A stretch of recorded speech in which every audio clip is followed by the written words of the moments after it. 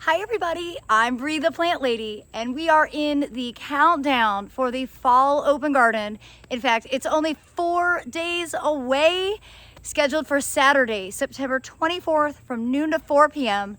Remember, this is a free, no registration, rain or shine event, and the weather forecast, not to jinx myself, but it's looking amazing.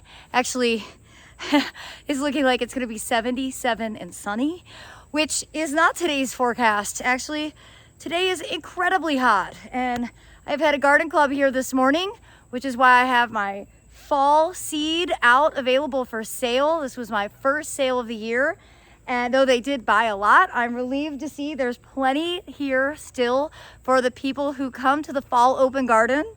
That's a huge part of really why people like to visit on this day. This is all the seed that you should think about sowing really like after Thanksgiving to around New Year's.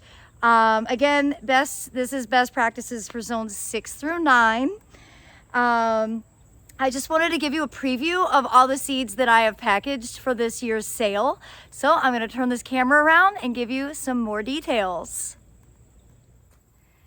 Okay, we'll start right here with a couple of my favorite cover crops, including buckwheat and crimson clover. And you can see by these pictures that I frequently grow them together.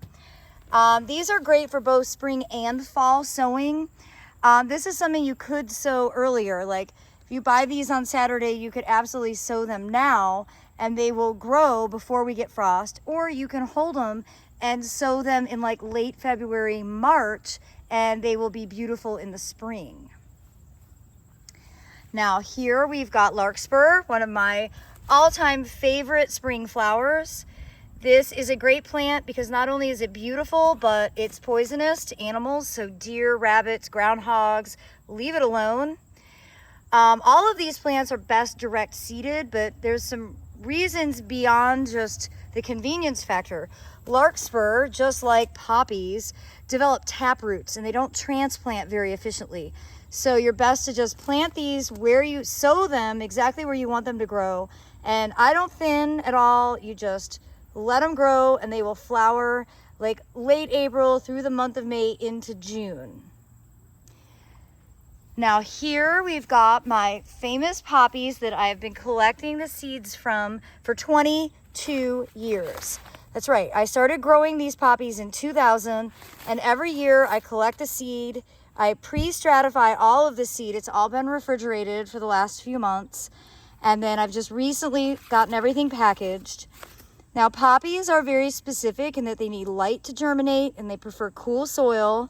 So again, I have all the information on how to sow these on my website, but also in a lot of different YouTube videos. So I'm not going to go into the weeds now because now is not actually the time to sow.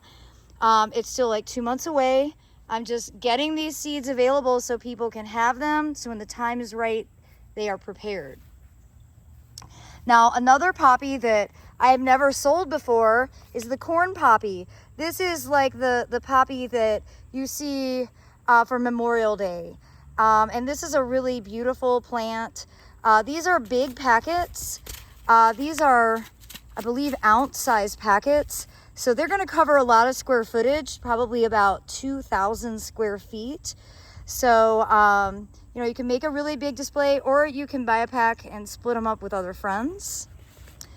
The other flower that I have available are bachelor buttons.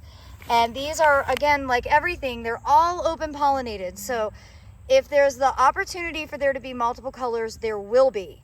Because the insects cross-pollinate, and, you know, you'll get purple and blue and pink and white. And with the poppies, they come in a wide range of colors as well.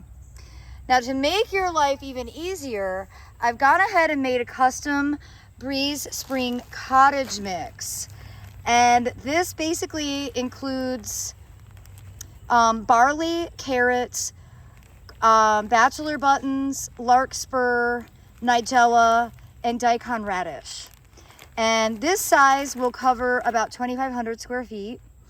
I also have them in smaller packets for people who don't want to have that much room devoted.